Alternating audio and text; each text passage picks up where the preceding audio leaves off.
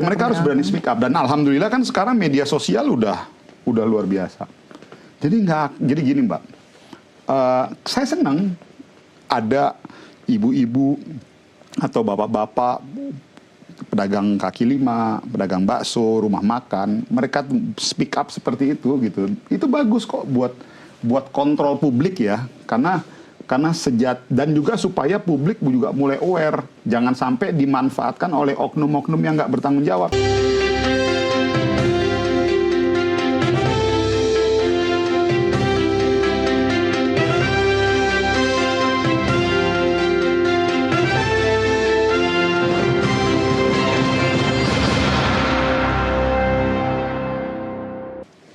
Pemirsa, dalam rangka memperingati Hari Ulang Tahun Republik Indonesia yang ke-81, kami menghadirkan Economic Update spesial yang membahas isu strategis bersama dengan para pengambil kebijakan, regulator, dan juga pemerintah. Dan saat ini sudah bersama kami, Menteri UMKM Republik Indonesia, Maman Abdurrahman. Pak Maman, apa kabar? Selamat datang di studio kami. Baik, alhamdulillah Mbak Maria. Luar biasa. Pak Maman, menarik sekali kalau bicara terkait dengan UMKM di 2026 ini. Kalau berdasarkan data di 2025, kontribusi UMKM terhadap PDB kita ini di atas 61%. Tapi bagaimana dengan di 2026, di pertengahan tahun ini, di tengah perlambatan ekonomi global? Seperti apa posisi UMKM kita? Memang begini Mbak, saya mau mulai dari satu hal dulu, bahwa kalau kita bicara tentang usaha mikro, kecil, menengah, itu basisnya adalah kemandirian. Jadi rata-rata teman-teman, saudara-saudara kita yang dia pengusaha mikro, pengusaha kecil, pengusaha menengah, mereka basisnya itu adalah kemandirian. Artinya apa? Jadi dalam setiap situasi, mereka tidak melihat itu sebagai sebuah permasalahan, tapi sebagai sebuah tantangan.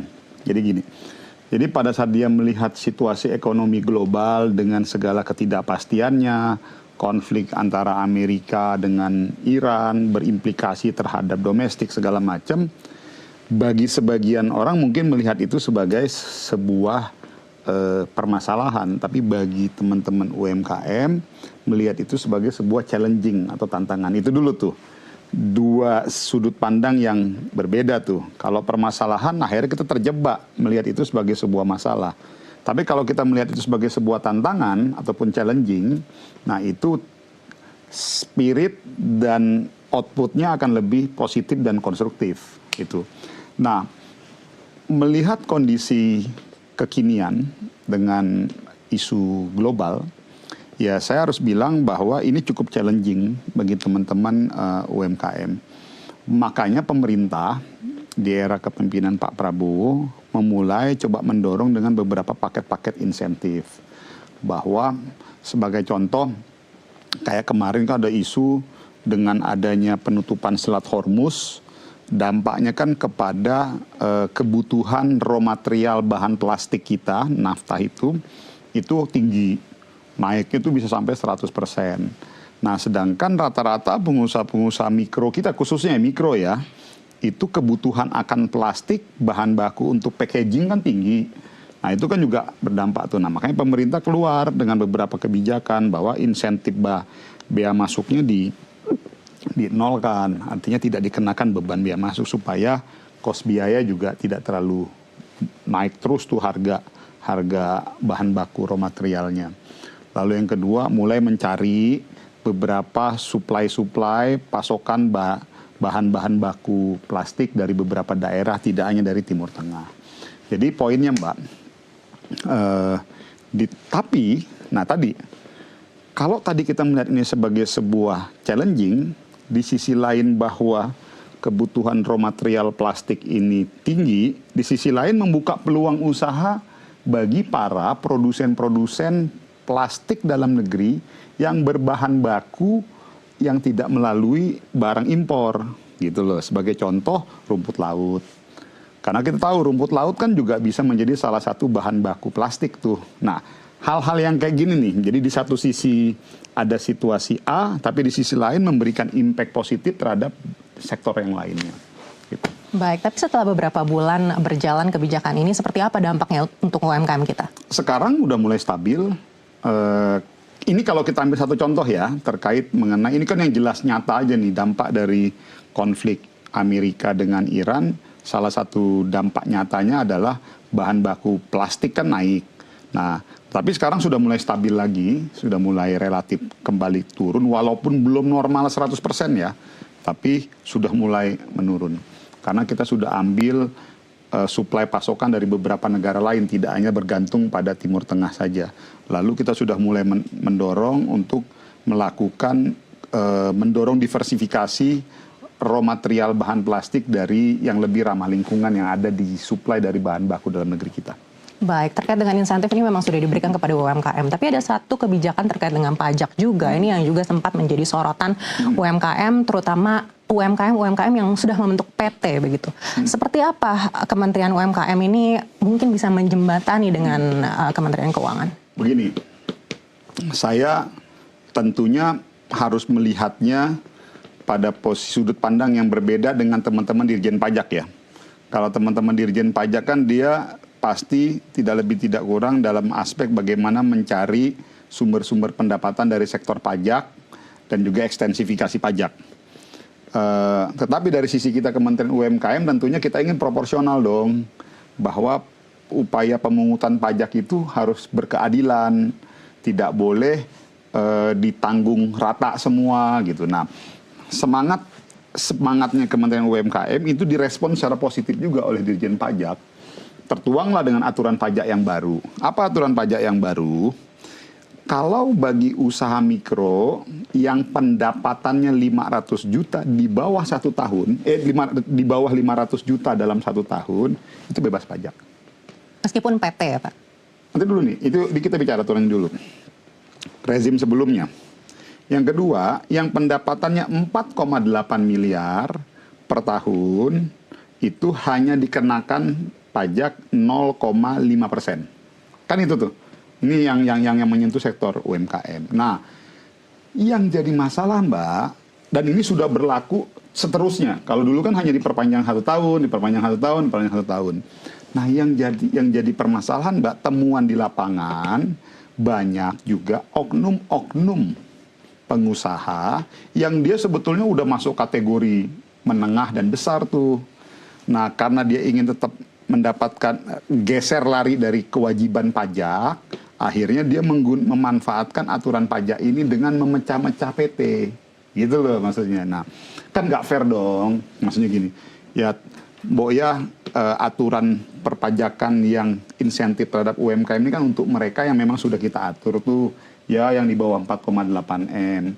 Ya kalian-kalian yang sudah di atas 4,8 M ya tolonglah berkontribusi juga untuk negara, kan kalian sudah besar, sudah tumbuh. Ya nggak boleh dong memanfaatkan fasilitas pajak yang sama dengan teman-teman UMKM lainnya gitu. Jadi sebetulnya semangatnya itu kurang lebih itu. Nah makanya selama ini akhirnya didorong yang PT enggak gitu. Tapi bukan berarti PT tidak bisa, tapi didorong kebijakan PT perseorangan gitu loh. PT masih bisa, tetapi yang PT perseorangan supaya kita mau insentif pajak ini betul-betul tepat sasaran dan proporsional serta berkeadilan. Sebetulnya semangatnya itu. Baik. Apakah dengan pertumbuhan pengusaha-pengusaha UMKM tadi Bapak sampaikan sudah sampai ke kelas menengah, ini pertanda bahwa UMKM kita memang sudah naik kelas?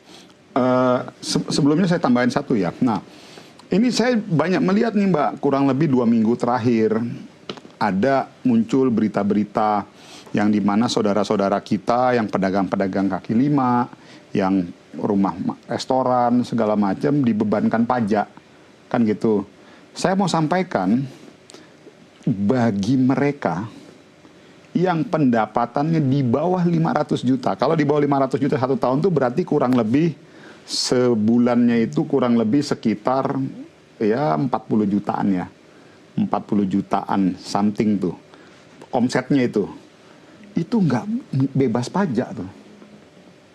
Jadi kalau misalnya ada muncul ada yang dimintain pajak gitu di daerah, ya dia teman-teman UMKM harus berani sampaikan bahwa kami omsetnya di bawah 500 juta per tahun, bebas pajak.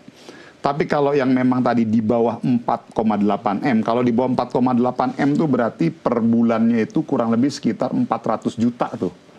Ini per bulan loh, itu lumayan. Artinya maksud saya sebetulnya kebijakan insentif ini udah menurut kita tuh sudah sangat berkeadilan, dan itu tidak menyentuh bagi mereka yang memang masih belum berkemampuan. Artinya itu udah, jadi aturan itu sudah dijaga. Jadi jangan sampai mereka-mereka yang memang belum layak untuk dipajaki tapi masih tetap dipajaki gitu loh. Jadi pemerintah ini hadir untuk menjaga mereka yang memang belum berkemampuan, ya nggak boleh dong gitu loh. Jadi sebetulnya di situ letak yang mau kita jaga dan kita luruskan. Jadi dan kalau misalnya ada satu dua yang mungkin terdampak, yaitu mereka harus berani speak up. Dan kita akan lindungi itu, pemerintah akan melindungi, jadi sesuai dengan aturan yang ada. Baik, artinya jika ada rekan-rekan kita di daerah yang mungkin mengalami masalah tetap ditagih seperti itu, Kementerian UMKM bersedia untuk menjembatani? Sangat bersedia, karena memang keberadaan kami Kementerian UMKM kan juga berdasarkan perintah PP nomor 7 tahun 2021, itu ada PP perlindungan. Jadi tugas kami itu memberikan perlindungan, penyeragaman hak, dan berkeadilan. Jadi itu gampang kok ngebacanya. Kalau 500 juta per tahun itu berarti per bulan dia 40 jutaan tuh omsetnya. Kan kita bisa ukur tuh. Ya kalau kayak misal rumah makan kecil-kecilan, warung bakso, dari mana dia mau dikenain pajak? Ya nggak boleh dong. Kan kita udah bisa takar tuh Mbak, betul dong. Kalau orang-orang pajak ya, maksudnya rumah makan warung apa gitu, warung nasi, kita udah bisa ukur kok per bulannya 40 juta nggak sih? Kan gampang kita ngelihatnya, pakai common sense juga kita bisa tahu kok gitu loh maksud saya. Nah makanya dan kita lihat kalau tadi sampai ada yang ditagih kayak begitu, itu saya pastikan itu oknum yang memang dia tidak memahami secara aturan itu. Jadi dan kita berhak untuk menindak itu. Apa yang harus dilakukan teman-teman dalam keadaan seperti itu? Apakah harus lapor? Ya mereka harus berani speak up, dan alhamdulillah kan sekarang media sosial udah luar biasa. Jadi gini Mbak, saya senang ada ibu-ibu atau bapak-bapak pedagang kaki lima, pedagang bakso, rumah makan, mereka speak up seperti itu gitu. Itu bagus kok buat kontrol publik ya, karena dan juga supaya publik juga mulai aware, jangan sampai dimanfaatkan oleh oknum-oknum yang nggak bertanggung jawab. Ini repot nih kan, banyak oknum-oknum nggak bertanggung jawab di lapangan. Akhirnya yang jelek siapa? Yang jelek pemerintah juga. Gitu. Padahal kita pemerintah sudah menyiapkan perangkat-perangkat insentif yang menurut kita itu berkeadilan. Kita sesuaikan dengan kemampuan pengusaha-pengusaha mikro, kecil dan menengah. Gitu. Baik, masih ada beberapa bulan menuju ke akhir tahun, Pak.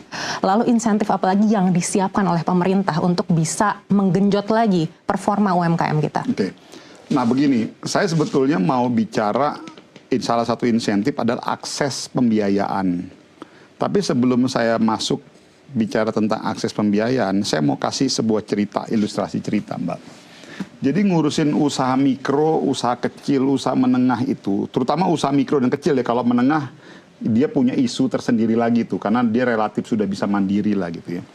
Yang usaha mikro dan usaha kecil itu, ini kayak begini Mbak. Mbak pengusaha mikro ya, kita bantu Mbak pembiayaan, dapat kredit pembiayaan kurang lebih 400 juta untuk modal usaha. Lalu kita bantu lagi pendampingan, akses pendidikan, pelatihan untuk supaya dia bisa memproduksi barang dengan kualitas yang bagus gitu misalnya. Dan alhamdulillah Mbak sebagai pengusaha mikro atau pengusaha kecil di suatu daerah, Mbak bisa tuh produksi barang sesuai dengan jumlah kuantiti. Ada satu isu Mbak yang memang itu juga menjadi perhatian. Mbak sudah bisa produksi tapi pertanyaannya bisa jual barang nggak? Ini kan satu case tersendiri juga. Kita sudah punya akses pembiayaan, sudah bisa produksi barang, tapi pada saat barangnya mau dijual di pasar nggak ngambil ataupun nggak laku di pasar. Kenapa? Karena banyak hal, mungkin kualitas produknya, atau yang paling mengerikan itu barang-barang impor masuk banyak. Nah maka dari itu kita pada saat kita menggelontorkan akses pembiayaan kepada teman-teman pengusaha mikro dan kecil, kita juga jaga juga nih pasarnya, Mbak.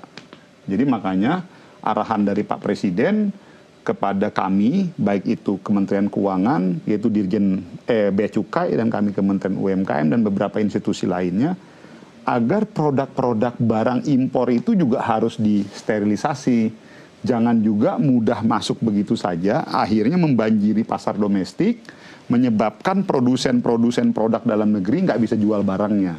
Nah ini juga kita jaga, supaya apa? Supaya produk-produk domestik dalam negeri kita bisa tumbuh tuh. Gitu. Nah ini yang tadi saya bilang salah satu insentif-insentifnya, selain tadi kita dorong pembiayaan, sterilisasi pasar juga harus dilakukan supaya dia berimbang tuh. Karena begini, Mbak, jangan sampai, Mbak, kita udah kasih pengusaha mikro dan kecil ini pembiayaan sekian, tiba-tiba dia nggak bisa jual barang, kan jadi kredit macet. Pada saat kredit macet, NPL bank tinggi, terus yang si pengusaha mikronya pun nggak bisa bayar hutang, akhirnya jadi problem sosial. Berantem sama istri, akhirnya mungkin bisa jadi ribut keluarga, akhirnya ditagih-tagih debt collector, macam-macam tuh problem sosialnya. Ini yang kita jaga nih, kesetimbangannya. Baik, apakah sterilisasi ini artinya akan ada pembatasan impor secara signifikan ke depannya? Jangan dijawab dulu Pak Maman, kita akan bahas usai jeda, tetaplah bersama kami.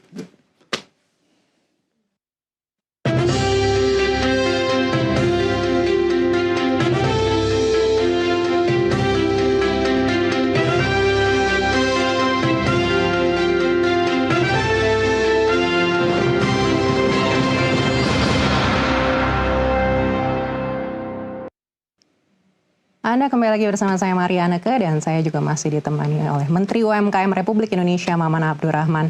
Iya Pak Maman, tadi Bapak sudah sedikit membahas ini soal seperti apa pembatasan impor ke depannya untuk bisa melindungi UMKM kita. Lalu sesignifikan apa yang menjadi timeline pemerintah ke depannya? Kalau terkait pembatasan produk-produk impor, menurut saya itu menjadi salah satu agenda utama. Prinsip dasarnya begini. Kita tidak anti barang impor ya, kita tidak anti barang impor. Tetapi kita ingin produk-produk impor yang masuk itu juga tidak menghantam produk-produk domestik kita. Karena pada akhirnya keberpihakan kebijakan pemerintah pasti harus berpihak kepada kepentingan domestik dalam negeri. Artinya beberapa produk-produk barang-barang domestik dalam negeri yang kita sudah punya kemampuan untuk memproduksi, ya tentunya itu harus kita imbangi dengan barang-barang impor yang masuk, ya kita batasi supaya jangan sampai dia menggerus kebutuhan atau kepentingan tumbuh kembangnya produksi produk-produk dalam negeri kita. Itu menjadi salah satu key point, Mbak, untuk membuat usaha mikro dan kecil menengah kita tumbuh. Karena contoh ya, ini yang sering disampaikan oleh Pak Presiden mengenai under invoicing, transfer pricing dan lain sebagainya. Bisa bayangkan, Mbak, ada sebuah produk misalnya, contoh jilbab. Ini jilbab yang hari ini dikonsumsi oleh mayoritas perempuan wanita-wanita kita di Indonesia. Itu sekarang jilbab kan diproduksi dalam negeri udah bisa kok, udah banyak gitu. Jadi ngapain lagi kita impor? Kalau domestik sudah ready. Yang kedua, baju ataupun celana gitu ya, misalnya celana gitu. Mau ngapain lagi kita impor? Lawang di domestik ada, kecuali kalau yang produk-produk branded ya, itu kan lain lagi tuh. Itu kan segmentasi pasarnya kan kelas yang di situ dan yang kayak gitu loh. Terus sepatu, nah ini tren sepatu loh. Sepatu domestik kita, produsen-produsen sepatu dalam negeri kita itu udah mulai top loh. Jadi kalau kita lihat tumbuh tuh produsen-produsen sepatu domestik dalam negeri kita yang sneaker tuh udah mulai variasinya udah lumayan luar biasa. Nah yang kayak gitu-gitu pada saat itu kita leveling scale-nya sama gitu ya, ngapain kita impor lagi? Ya kita batasin aja. Bukan berarti kita tutup, Tapi ya kita batasi gitu. Kalau yang dulu mungkin 1.000, ya kalau sekarang kita batasi impornya cuma 500, boleh dong. Supaya produk dalam negeri kita juga bisa tumbuh gitu. Jadi kebijakan-kebijakan ini, dan ini sudah direction Presiden, jadi artinya kita sebagai pembantu beliau, ya harus bisa mengamankan kebijakan dan arahan dari Pak Presiden ini. Karena kan semangatnya Pak Presiden kan ekonomi kerakyatan kan. Jadi beliau memang concern sekali terhadap ekonomi kerakyatan. Lalu yang kedua mengenai keadilan ekonomi. Jadi ini yang kita jaga. Jadi kita sebagai pembantu beliau, kita coba turunkan kebijakan besar dari beliau. Ya salah satunya adalah hal-hal untuk menjaga produksi produk dalam negeri kita. Baik, mungkin yang jadi pertanyaan berikutnya adalah Pak, bagaimana indikator yang nanti akan digunakan untuk melakukan pembatasan terhadap barang impor tersebut? Karena banyak sekali juga sektor manufaktur yang sebenarnya masih sangat bergantung sekali dengan bahan baku yang berasal dari impor. Nah, yang saya sampaikan ini dua hal berbeda, Mbak. Makanya tadi saya juga mau meluruskan, jangan sampai kita dibenturkan seakan-akan kita ini anti impor. Enggak. Kan tadi di awal saya sudah bilang, untuk produk-produk kita yang kita sudah bisa produksi, ya kita harus batasi produk-produk yang dari luar. Nah, kalau terkait kebutuhan raw material, ya mau nggak mau ya kita harus buka ruang itu. Sebagai contoh tadi saya kembali kepada kebutuhan akan bahan baku plastik kita. Pada saat kita terlalu bergantung dengan kebutuhan barang-barang impor kita, akhirnya tiba-tiba ada situasi terjadi di luar sana, di negara penyuplai, akhirnya impactnya ke dalam. Maka dari itu salah satu langkah kita pasca kejadian itu kita mitigasi. Kita sudah mulai melakukan diversifikasi, mendorong beberapa produk-produk raw material bahan plastik, dari misalnya yang lebih ramah lingkungan, rumput laut, bahan singkong, dan lain sebagainya. Nah, ini lagi kita dorong. Poinnya saya mau bilang, kita tidak anti barang impor. Tetapi kita coba sesuaikan agar jangan sampai barang-barang impor yang masuk itu justru menghantam produk dalam negeri kita. Gitu. Baik, berikutnya bagaimana dengan impor ilegal? Ini mungkin menjadi musuh bersama yang selalu kita harapkan prosesnya ini bisa segera signifikan. Kalau impor ilegal ini ada dua. Kalau kita mau melihat impor ilegal ya, satu impor yang katanya masuk dalam kategori thrifting tuh. Tapi sebetulnya saya mau luruskan bukan barang thrifting, karena kalau barang thrifting ini kan sebetulnya barang-barang yang bekas dijual. Yang kalau itu sih legal tuh, misalnya Mbak punya baju bekas gitu ya, mau dijual, ya itu legal aja. Nah, yang ilegal ini adalah barang-barang bekas yang diimpor dari luar. Jadi barang bekasnya itu ada di luar, diimpor masuk ke Indonesia, itu ilegal. Lalu yang kedua, barang-barang yang masuk tidak melalui proses jalur yang benar. Akhirnya apa? Dia bebas pajak tuh, bebas bea masuk. Contoh misalnya, ini yang paling banyak, mohon maaf, salah satunya barang-barang itu barang-barang dari Tiongkok tuh, dari Cina. Misalnya ada baju, produksi di Cina 10.000, gitu ya, kos produksi satu baju. Karena dia masuk ilegal, tanpa bea masuk, dia cuma bayar ongkos mengangkut barangnya aja, akhirnya dia bisa jual di sini dengan angka 11.000. Akhirnya pada saat dikompet dengan baju-baju domestik kita, ya kolaps baju kita, nggak mampu dia bersaing karena nggak dibatas, karena mereka masuk tidak ada bea masuknya, akhirnya rontok gitu. Nah, yang kayak gitu ya kita harus tegas, kita harus lindungi. Maksudnya barang-barang gitu ya harus kita batasi dan harus kita tutup.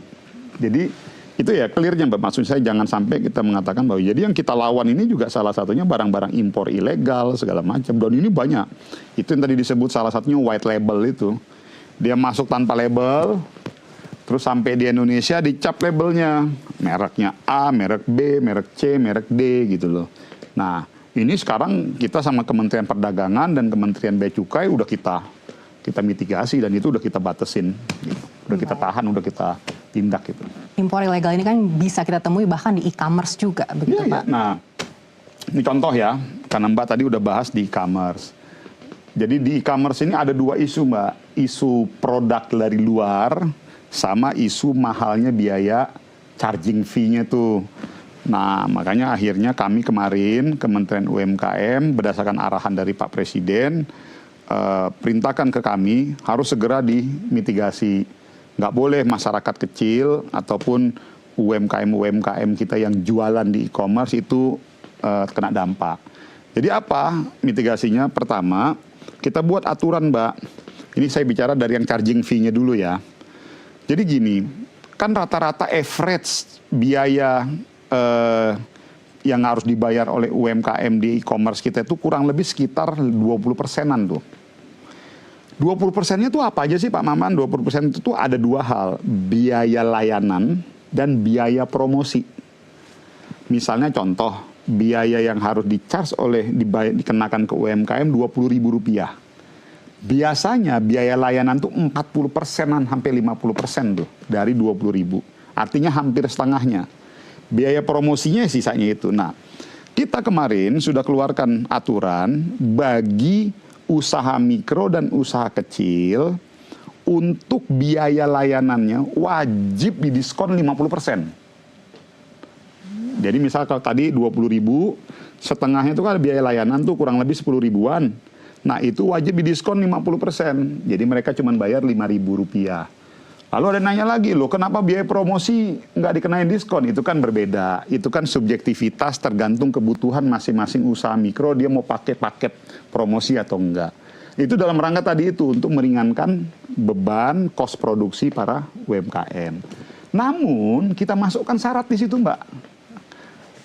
Yang mendapatkan fasilitas diskon 50% ini bagi mereka yang memang produksi barang dalam negeri. Jadi kalau yang misalnya impor-impor itu nanti kita review semua tuh. Nah karena kan kita udah ada sistem nih sekarang yang udah kita bangun nih di Kementerian UMKM namanya Sapa UMKM. Nanti kita tinggal integrasi dengan e-commerce, lalu kita review tuh semuanya. Gitu. Ini semua dalam rangka untuk mempersempit ataupun mempersempit ruang gerak maraknya masuknya barang-barang impor-impor ilegal ini ke Indonesia yang akhirnya mengganggu produktivitas, aktivitas usaha para usaha-usaha mikro dan kecil kita. Baik, tadi Bapak sampaikan kita sudah ada sistem yang mensinkronize begitu ya dengan e-commerce. Lalu bagaimana kita bisa memanfaatkan AI untuk memperkuat sistem tersebut? Memang begini, tapi memang rata-rata ya sekarang di e-commerce kita udah pakai AI semua kok. Dan sistem kita juga di Sapa UMKM kita juga udah generate dengan beberapa teknologi AI gitu. Dan salah satu contohnya di sistem Sapa UMKM itu di kita juga udah kerjasama dengan beberapa perusahaan-perusahaan provider ataupun training AI.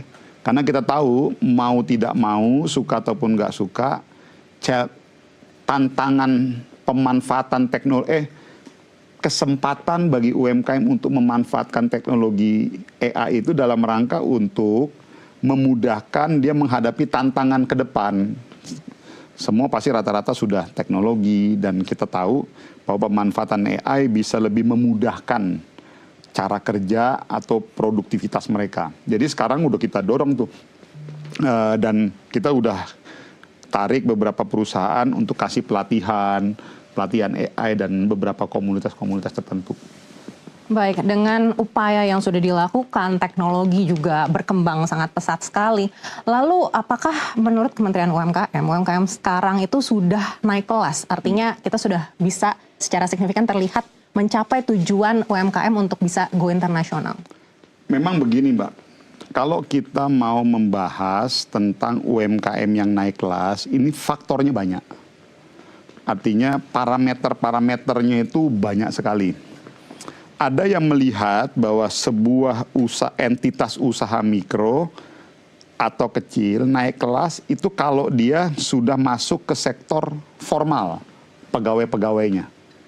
Jadi rata-rata kan kebanyakan itu pegawai-pegawai atau pekerja di sektor mikro dan kecil itu mereka masih dianggap sebagai pekerja informal. Karena dia belum masuk dalam akses jaringan pengaman sosial atau perlindungan sosial kita. Kalau dilihat dari situ, trennya sudah luar biasa signifikan naik. Kalau dilihat dari situ. Tapi kalau dilihat dari kredit misalnya, itu juga sudah banyak juga, tapi ada juga yang turun. Gitu loh maksud saya. Jadi kalau kita mau melihat tumbuh kembangnya sebuah usaha mikro, dia sudah tumbuh ataupun tidak, memang faktor parameternya, indikator-indikatornya banyak sekali untuk dilihat. Nah, namun yang terpenting bagi kita sekarang adalah bahwa yang penting volume, jumlah misalnya yang bergeser dari sektor informal ke formal harus semakin banyak.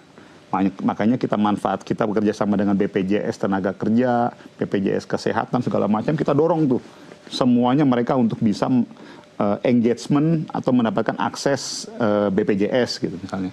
Lalu dari sisi pembiayaan, kita dorong semua bank-bank tidak hanya sekedar memberikan akses pembiayaan, tapi lu juga harus kasih pembinaan dong, supaya mereka juga bisa menjadi peminjam yang bertanggung jawab, supaya jangan nanti malah kreditnya menjadi macet. Nah ini kita dorong terus sekarang ini. Itu. Terkait dengan pembiayaan, ini menarik sekali untuk UMKM, karena sebenarnya peminatnya cukup banyak, tapi bank ini juga harus cukup selektif agar NPL tidak naik begitu.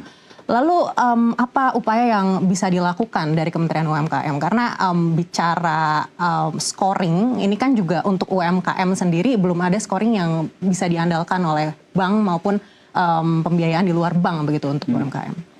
Gini, kalau kita melihat aspek pembiayaan, yang ingin saya sampaikan sekali lagi bahwa ada dua pendekatan, Mbak. Bank sendiri kan dia harus melihat aspek administratif, bahwa dia dikunci dengan NPL kan, bahwa dia tidak bisa menyalurkan sembarangan begitu saja kredit-kreditnya mereka, karena dikhawatirkan kalau ini NPL tinggi, bank juga akan terkena isu suspend dan lain sebagainya. Maka dari itu pemerintah hadir dengan satu program yang namanya KUR, Kredit Usaha Rakyat. Apa itu KUR? KUR itu sebetulnya mempertemukan antara dua mazhab, dua aliran. Aliran yang administratif untuk menjaga kekhawatiran bank mencegah NPL, dengan aliran realitas di lapangan yang bahwa literasi tentang pemahaman keuangan para pengusaha mikro dan kecil kita juga punya keterbatasan, Mbak. Mereka juga banyak juga yang mereka usaha otodidak, learning by doing, tapi mereka juga nggak paham tuh mengenai pembiayaan segala macam. Nah, ketemulah kita buat namanya program KUR. Nah, apa itu program KUR? Bunga normal. Kalau bunga normal itu kan kurang lebih 15%. Nah, sama pemerintah disubsidi kurang lebih 9-10%. Akhirnya mereka yang dapat fasilitas KUR cuman bayar bunga 6%. Jadi ringan bebannya gitu loh. Nah, aturannya dilonggarkan. Makanya kalau dalam banyak isu, kenapa KUR itu NPL-nya agak tinggi, di atas 3%, antara 3-4%, ya karena tadi itu. Memang nature dan behavior-nya dia diperuntukkan bagi pengusaha-pengusaha mikro dan kecil di tanah air yang secara literasi keuangan, kemampuan manajemen dan pendidikannya tidak berbeda dengan yang mereka usaha-usaha kecil dan menengah ke atas yang memang mereka sudah cukup punya jam terbang pemahaman tentang literasi keuangan. Jadi titik temunya tadi di program KUR itu. Gitu. Salah satu kendala penyaluran KUR ini adalah jaminan untuk UMKM, karena banyak UMKM kita yang mungkin tidak punya jaminan tersebut. Betul. Apakah mungkin ke depannya ada potensi Kementerian UMKM bisa membuat pinjaman KUR yang di bawah 500 juta ini tidak memerlukan jaminan? Kalau sekarang kan di bawah 100 juta itu memang secara aturan tidak dimintakan agunan. Bawah 100 juta. Di atas 100 juta sampai 500 juta bunganya sama 6%, tapi harus ada agunan. Karena ya itu sebetulnya sudah kita tinggikan itu, dari awalnya cuma 50 juta dulunya, sekarang jadi 100 juta. Nah, dan Mbak, solusinya apa? Kita tidak buka, Mbak, di atas lewat dari 100 juta, tetapi dia bisa berkali-kali mengajukan. Kalau dulu cuma dibatasi 4 kali. Kalau dulu aturan tahun lalu itu dibatasi cuma maksimal 4 kali. Misalnya dia sudah pinjam nih 100 juta. Oh, dia mau top up lagi nih untuk nambahin lagi yang kedua. Dia mau top up lagi nih yang ketiga. Top up hanya bisa sampai 4 kali. Nah, kalau sekarang kita buka bisa beberapa kali. Artinya itu solusi jalan tengahnya untuk mengantisipasi. Karena suka ataupun nggak suka, mau tidak mau, bank dia harus rigid dengan aturan administrasinya ini. Karena ada resiko kan, Mbak. Dia pada saat dia pinjamkan uang, kalau khawatir uangnya nggak bisa kembali, kan ini berdampak kepada performance banknya. Makanya keluar tadi dengan satu program titik temu, artinya program jalan tengah lah, yaitu KUR itu. Baik, Pak Maman, terakhir mungkin di ulang tahun Indonesia yang ke-81 ini, seperti apa sih target Bapak secara pribadi untuk UMKM kita di Indonesia? Ya, bagi saya sih, saya begini, Mbak. Saya tuh percaya bahwa kita tuh nggak akan mungkin, kita bukan manusia yang sempurna. Karena kesempurnaan itu hanya milik Allah. Tapi yang terpenting bagi kita adalah semangat kita untuk terus berupaya bekerja secara maksimal demi untuk memberikan kontribusi buat UMKM kita harus maksimal, harus sempurna, harus optimal. Nah, bagi saya itu aja. Dan mudah-mudahan di momentum HUT kemerdekaan RI ini 17 Agustus, saya mohon doanya bagi semua publik untuk bisa terus menjaga semangat dan konsistensi perjuangan kita itu. Semangat dan konsistensi untuk sama-sama membangun UMKM kita agar bisa tidak sekedar naik kelas, tapi juga bisa menjadi penguasa dan tumbuh. Sekali dan terima kasih. bisa menguasai pasar domestik kita dan bahkan kalau bisa udah bisa ke pasar luar negeri kan. Internasional ya Pak. Baik. Terima kasih Pak Maman Abdurrahman, Menteri Agama Republik Indonesia. Mbak Maria, makasih banyak buat Nusantara TV. Dan demikian dialog kami dengan Menteri UMKM Republik Indonesia. Saya Mariana, sampai jumpa. Bye-bye.